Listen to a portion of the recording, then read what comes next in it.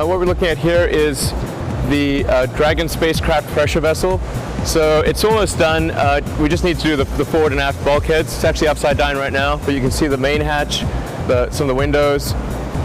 The actual common berthing mechanism where it berths to the space station is, well, right there, because it would ordinarily be the other way around. And this is an actual flight fidelity article that's going to go through full qualification testing. Right. This area is dedicated to our Dragon spacecraft assembly. So you see various tools. That's for our heat shield, making the composite parts on our heat shield. Over there are the side shields and the nose cone. That's the engineering test article. That's basically engineering pathfinder for our heat shield for Dragon, which is to use a very advanced material called the phenolic impregnated carbon ablator, which is really the best heat shield material you could possibly have. And this is our engineering test article of our Dragon spacecraft. So it's not flight fidelity. The part we saw earlier we saw the welded piece, that's actually flight fidelity, but this was used as an engineering pathfinder to figure out how we might make Dragon, and actually it's been very useful. On the right there is a space station berthing mechanism ring. So that's an actual ring that will mate to the space station. There's another one on the Dragon itself, although the guide vanes aren't present.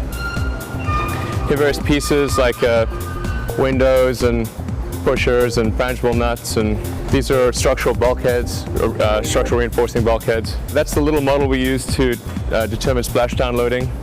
So here we are in the east high bay. So we have two very large high bays. We're in the east one right now. The east high bay is used for Falcon 9 stage construction, and it's also temporarily used for storage, which is why you see various bits and pieces around behind me. This area under the high bay is used for Falcon 9 tank fabrication. So you can see behind me various barrel sections for Falcon 9. That's actually serial number 2. That completed tank is serial number 2 of Falcon 9. Serial number 1 is on the test stand in Texas. And then serial number 3 is in barrel sections on the floor. And we're getting ready to weld together those barrel sections and create our third tank, which would actually be the first flight tank. So the first one was a run tank, second one is a qualification tank, and the third one will see flight. That's a Falcon 1 second stage bulge former. So that's a classic bulge forming tool that's used to take two welded cones of a typical refractory alloy metal like chromium hafnium alloy, and bulging it to a round contour, which is the optimized contour for maximizing the efficiency of rocket thrust. This cleaner here is also climate controlled, particularly controlled, and it's currently used for propulsion components as well as temporarily it's used to do composite layout.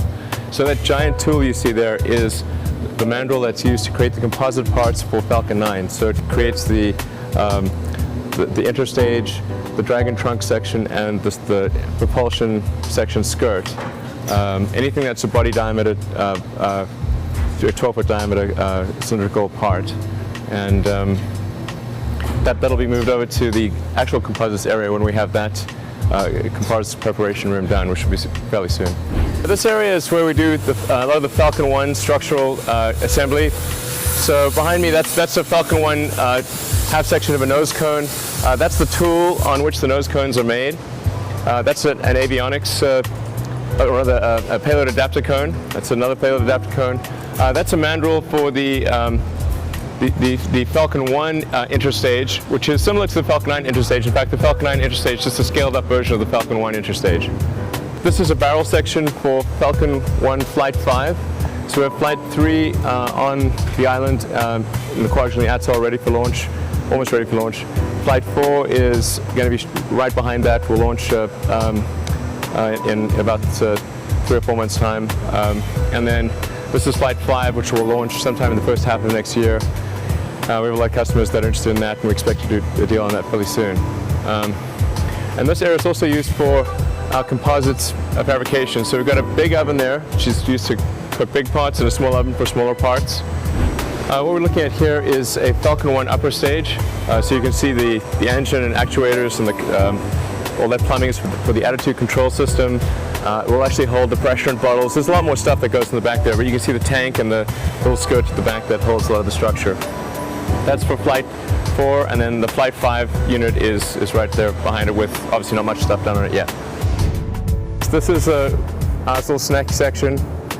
And So we offer people that work here, get free snacks and drink, which is kind of a common thing in the internet world, but relatively unusual in the space world. And we think if people are working late and they need a snack or something, they should have one readily available. All right, well, thanks for following me on the tour. That was just SpaceX Hawthorne. There's actually a lot more other SpaceX facilities. We have a big test site in Texas. We've got a launch pad at Cape Canaveral, a launch island in the Kwajalein Atoll. And we're looking for great people of all kinds to join the company. So if you're interested, please send us a resume.